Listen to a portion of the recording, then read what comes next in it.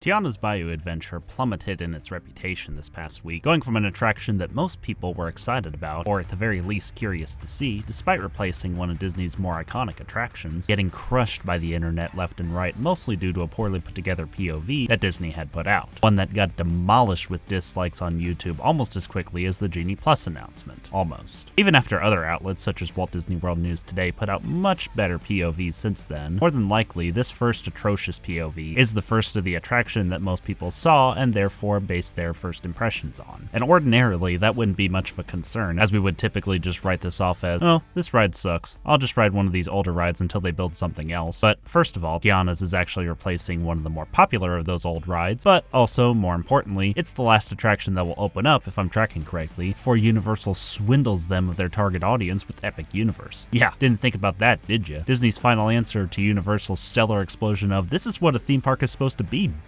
is received as a cheap, child-friendly overlay that doesn't come anywhere near the level of what you're replacing. Bye! But the worst part about it is looking at some of these other POVs, which is all I can do at the moment, as I have yet to ride the ride myself. I mean, call me crazy if you will, but the ride actually looks like a lot more than that, and crazily enough, actually seems to capture the Disney magic pretty effectively. The atmosphere, particularly in this initial Bayou section that reminds me of the opening to Disneyland's Pirates of the Caribbean, is heavy and vibrant, with excellent lighting effects everywhere these POVs look. Most of these animatronics, despite not being terribly articulate, an ability that I wish would pour over from these overly articulate Tiana animatronics, are well designed and fit into each scene they're placed in, and the music is also well placed in every scene and brings me back to the nostalgic I forgot I even had for Princess and the Frog. However, that initial POV did not capture any of that in the slightest. On top of half the footage being edited out for some reason, it's shot towards sunset time, which allows the darkness to shroud over these beautiful murals and this lovely garden. There's a ton that doesn't get captured simply from the obvious camera on a tripod with no one at the helm's inability to look left or right. And am I crazy, or did they use a certain camera that didn't capture a lot of the ride's lighting effects? I certainly didn't see those light bugs there before.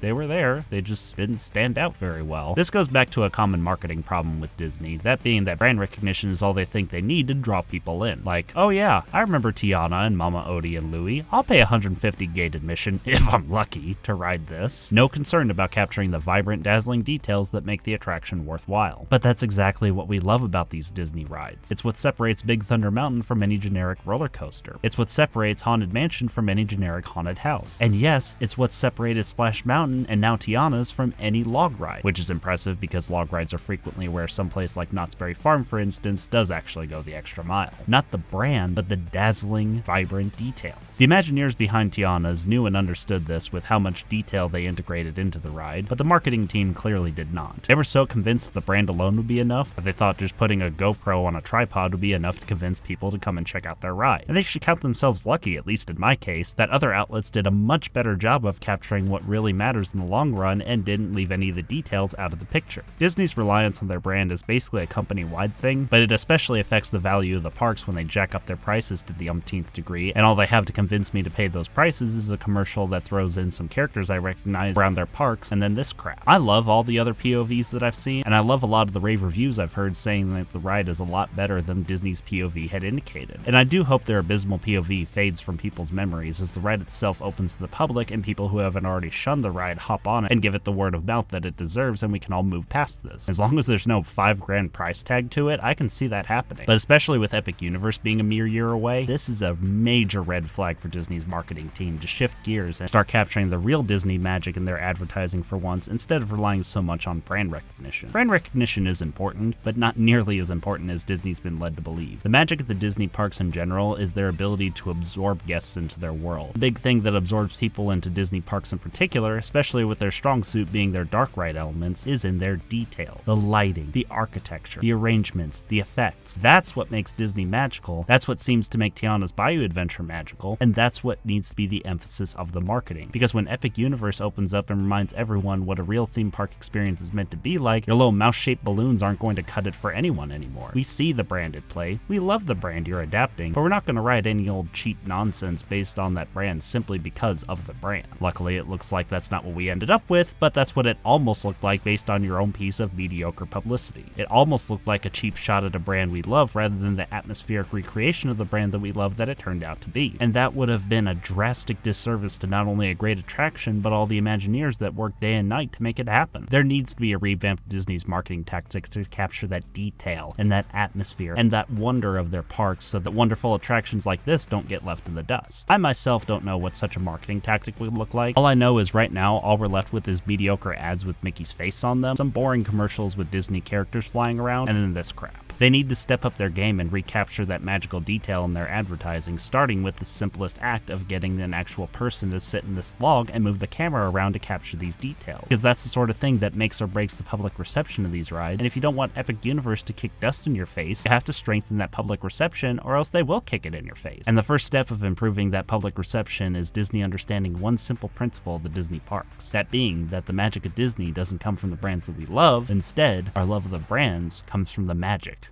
of Disney.